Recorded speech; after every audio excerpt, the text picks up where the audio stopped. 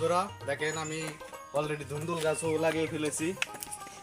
দেখেন এটা মাত্র 15 দিনে এতটুকু হয়েছে, অলরেডি লতা ছাড়া শুরু করছে। দেখেন ডালপালা বাইতেছে গাছের মধ্যে। আমি আরও কি কি চাষ করছি বন্ধুরা আমি আপনাদেরকে দেখাচ্ছি। দেখেন এখানে মিষ্টি মিষ্টি লাউ গাছ চাষ করছি, অলরেডি হয়ে গেছে। দেখেন কত বড়, কিছুদিনের ভিতরেই ফুল আসবে মিষ্টি লাউ গাছে। আর কিছু দেখাইতেছি আপনাদেরকে। দেখেন আমি এখানে একটা বোম্বাই জাতের মরিচ চাষ করছি।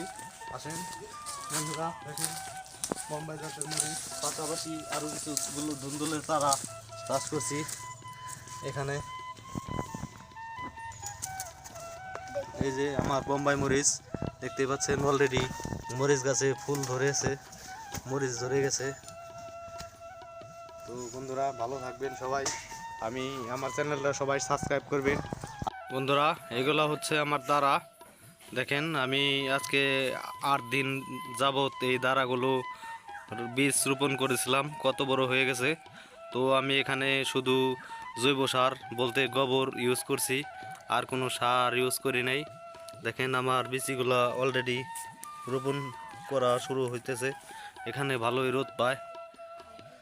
আর এখানে শুধু গোবর সার দেওয়া হয়েছে, আমি কোনো জৈব সার ব্যতীত কোনো কেমিক্যাল সার ব্যবহার করি নাই।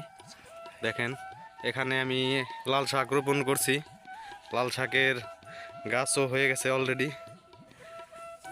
দেখেন এখানে লাল শাক রোপণ করেছি, লাল শাকের বীজগুলোও হয়ে গেছে। তো বন্ধুরা